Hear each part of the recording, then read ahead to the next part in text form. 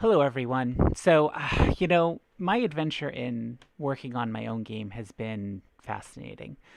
I've reached a point in my life where I want to cross something off my bucket list and make a game, like for real, and actually go through the entire process of putting it out there into the world. Maybe for sale, maybe for free. I don't know. It doesn't really matter. It's just the idea that I put it out there for other people to play, and it's a complete, robust game. I actually started this adventure in Unity. So I originally started in Unity. I got some stuff together, followed the basic tutorials, and I kind of got a little bit of a platformer going. I've since deleted that, so I can't show you. It's basically just the standard, learn to use Unity starter tutorial program. But it I just didn't like the process. I didn't like Unity, like the way things are arranged, the way things are laid out, the UI, the development environment, everything about it was just unpleasant to work in. Like I felt like I wasn't getting a lot accomplished. So I was like, you know what, maybe I'll try something else because I'm working on a 2D game. I never want to do anything other than 2D. This is all about 2D games. So I went to look for something that's more 2D specific, which is how I found GameMaker Studio. And man, did GameMaker Studio just really take me places really fast and really far in a very short amount of time. But even with like the 30-day trial, I basically created this game with all the physics and basic enemy AI and mapped out levels and mapped out effects pretty darn easily.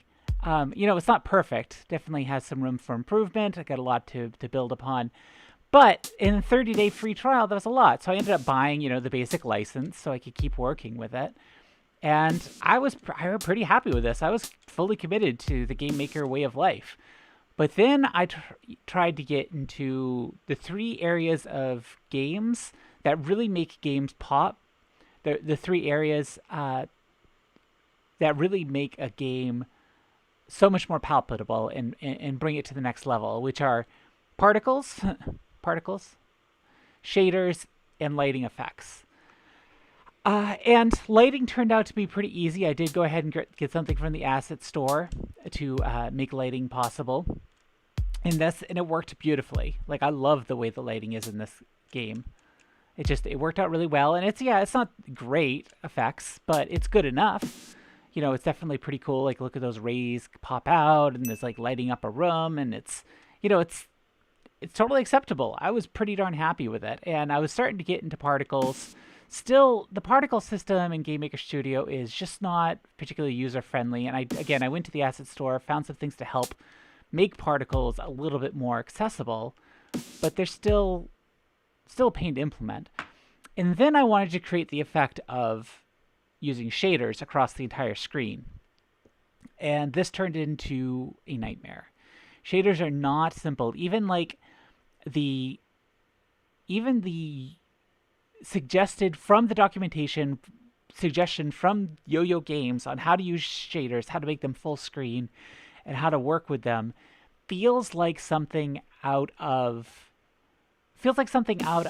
the okay. So when you go on Stack Overflow looking for the answer to some kind of coding problem, and you always have that one guy who suggests something just totally jank, way out of left field, and it may work, may not, but let's say it usually works.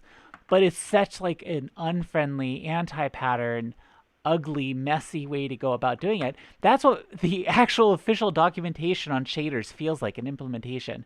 The problem is GameMaker language, it's in some ways it's comfortable and it's very forgiving. So in some ways it's very comfortable. I have a lot of history with the JavaScript, but man, it gets messy really, really quickly, and especially with the basic game logic, it gets messy, but it's tolerable messy. When you start including lighting effects, when you start including particles, when you start including shaders, things become overwhelmingly messy, like totally unruly. It's like herding cats, and it made me realize that there may be an upper limit to what can be done effectively, efficiently, and worthwhile in GameMaker Studio. And I know there's been some cool games made in GameMaker Studio, But there's been even more games made with Unity, and I'm talking just 2D games. My favorite game of the modern era in terms of 2D sort of platformers is Hollow Knight. That playing that game and my love of that game is what inspired me to, you know what, it's time to make my own game. So while I know I can't replicate that game because that's just way beyond me at this point, I can at least create something that's somewhat inspired, by that. And that was made in Unity. And so I found myself being like, okay, so basically the learning curve to GameMaker Studio is very shallow. Like, it was easy to get into it and do some really cool things and basically do an entire game. But then when you get to advanced stuff, it goes, it goes straight up. The actual difficulty, in my opinion, or complexity and messiness. What makes it difficult is really just the messiness. Like, it's so unpredictable. It's so very inaccessible.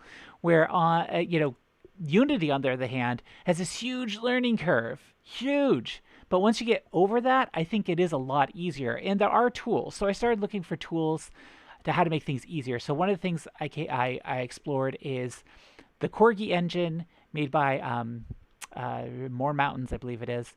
They, let's see if I can find it. They basically have a setup where you can easily, it's everything you need to do to create a platformer. So wait a second, is this actually set up? Yeah, so everything's basically all set for you. You can even use their sprites. You're allowed to use their sprites. Everything you need to just get started and get playing.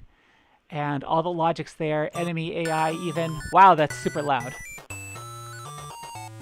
All right, let's not play that example, but it's all there, everything you need. Now it's still dealing with the code, and there's still that huge learning curve of like how to put all the pieces together, but it seems like a great starting place. The other thing I got into was Playmaker, which is actually what the Team Cherry used to create Hollow Knight. Now Playmaker is really fascinating because, let's see if I can open up.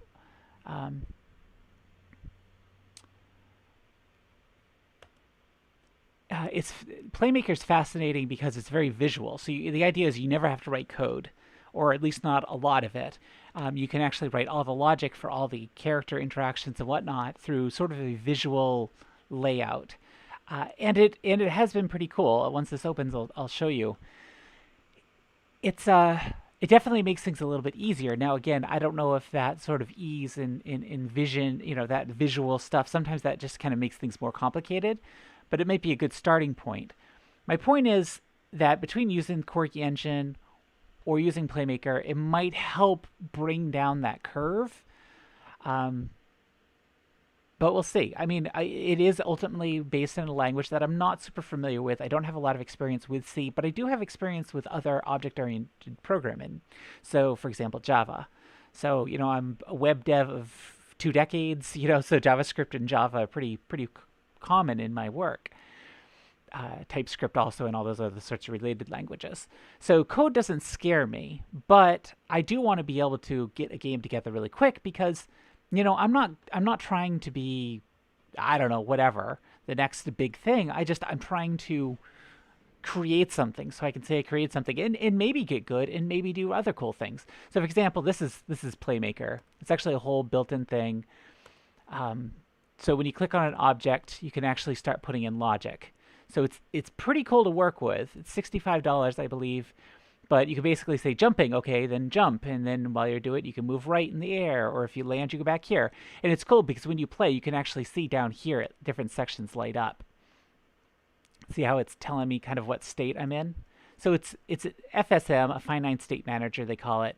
So I could easily, I was kind of working, I didn't quite get the wall jump physics right here, but the logic. But I actually created something else that was pretty cool because I basically created a little character that could kind of fly, sort of, but very, very awkwardly. So that gave me an idea for a new platforming sort of game. So all to be said, I'm faced with this choice. I'm at a crossroads, and I'm not sure which to go down, really. Do I stick with GameMaker, accept its eccentricities, accept its shortcomings, and finish my game? Because at this point, sure, even if I skipped over the shaders and didn't bother doing any more particle effects or really intense lighting effects, if I just stuck with what I have, I could easily complete the game. No questions in my mind that I'd be able to complete it. If I choose to go over to Unity and kind of restart, I'm starting from scratch, and I've got to learn Unity and all the craziness, all the different menus, all the different everything. Like I had to follow a tutorial for how to add like light to the level, like actually like add a light here. I've since gotten rid of it, unfortunately, but it's it's I don't know. It's crazy. It's crazy. It's. I've got to relearn so much and potentially not only learn this tool at large, but also the individual tools. There's also some money concerns. Like I bought a basic license to export an executable in Windows for GameMaker Studio, but Unity actually allows basically a free use until you start making a ton of money, and then they want their regular kickback. So it's very different pricing, but I basically have to pay for every individual license I want in GameMaker Studio. So there's a trade-off there. So I don't want to make this video go too long. I'm just at a crossroads, and if anyone sees this, give me some advice. I've noticed that a lot of the other game devs that I'm kind of following and becoming friends with, hopefully here on YouTube, and in other places, seem to all use Unity. So I feel like it might be worth just getting into Unity. I had fun coming up with an idea and working with it and basically prototyping it in GameMaker Studio, but maybe it's time to quote unquote get serious and try to do something better and something with a more of a future. And learning a really, really good, awesome tool to basically create any game I want, which is in of itself very worthwhile. So in any case, I really appreciate the support. I hope to see some new people. I've been getting a lot of subscribers. If you're new to my channel, please be sure to subscribe. I'd really appreciate the support. If any advice you have, please leave it in the comments below about if I should choose one path or another, your own experiences, warnings, advice of any sort. It's appreciated as always. Thank you so much for watching. And as always, thank you so much for joining me on this journey. Bye-bye.